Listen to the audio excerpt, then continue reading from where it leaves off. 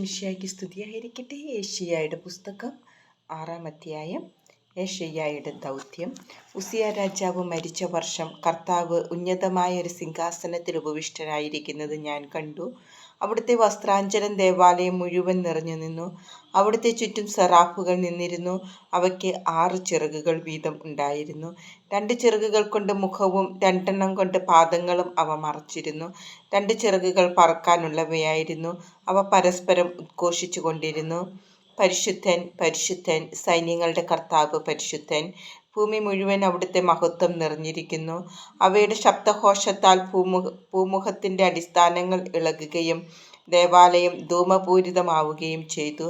ഞാൻ പറഞ്ഞു, എനിക്ക് ദുരിതം, ഞാൻ നശിച്ചു. എന്തെന്നാൽ ഞാൻ അശുദ്ധമായ അധരങ്ങളുള്ളവരുടെ മധ്യേ വസിക്കുന്നവനുമാണ്. എന്തെന്നാൽ സൈന്യങ്ങളുടെ കർത്താവായ രാജാവിനെ എൻ്റെ നയനങ്ങൾ ദർശിച്ചിരിക്കുന്നു. അപ്പോൾ സെറാഫുകളിലൊന്ന് ബലിപീഠത്തിൽ നിന്ന് കൊടിൽ കൊണ്ട് എടുത്ത ഒരു തീക്കനലുമായി എൻ്റെ അടുത്തേക്ക് പറന്നു വന്നു. അവൻ എൻ്റെ അധരങ്ങളെ സ്പർശിച്ചിട്ട് പറഞ്ഞു, ഇത് നിന്റെ അധരങ്ങളെ സ്പർശിച്ചിരിക്കുന്നു. നിന്റെ മാലിന്യം നീക്കപ്പെട്ടു, നിന്റെ പാപം ക്ഷമിക്കപ്പെട്ടിരിക്കുന്നു. അതിനുശേഷം കർത്താവ് അരുളിച്ചെയ്യുന്നത് ഞാൻ കേട്ടു.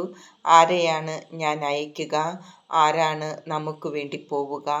അപ്പോൾ ഞാൻ പറഞ്ഞു, ഇതാ ഞാൻ, എന്നെ അയച്ചാലും.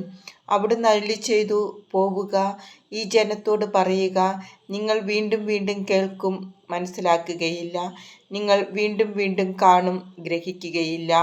അവർ കണ്ണുകൊണ്ട് കാണുകയും ചെവി കൊണ്ട് കേൾക്കുകയും ഹൃദയം കൊണ്ട് ഗ്രഹിക്കുകയും അങ്ങനെ മാനസാന്തരപ്പെട്ട് സൗഖ്യം പ്രാപിക്കുകയും ചെയ്യാതിരിക്കേണ്ടതിന് അവരുടെ ഹൃദയങ്ങളെ കഠിനമാക്കുകയും ചെവികളെ മന്ദീഭവിപ്പിക്കുകയും കണ്ണുകളെ അന്ധമാക്കുകയും ചെയ്യുക. കർത്താവേ, ഇത് എത്ര നാളത്തേക്ക് എന്ന് ഞാൻ ചോദിച്ചു. അവിടുന്ന് അരുളിച്ചെയ്തു, നഗരങ്ങൾ ജനവാസമില്ലാതെയും ഭവനങ്ങൾ ആൾപ്പാർപ്പില്ലാതെയും ശൂന്യമായി ദേശം മുഴുവൻ വിജനമായി തീരുന്നതുവരെ, കർത്താവ് ജനത്തെ വിദൂരത്തേക്ക് ഓടിക്കുകയും ദേശത്തിൻ്റെ മധ്യത്തിൽ നിർജ്ജന പ്രദേശങ്ങൾ ധാരാളമാവുകയും ചെയ്യുന്നതുവരെ, അതിൽ 1% അവശേഷിച്ചാൽ അവ വീണ്ടും അഗ്നിക്കിരയാകും.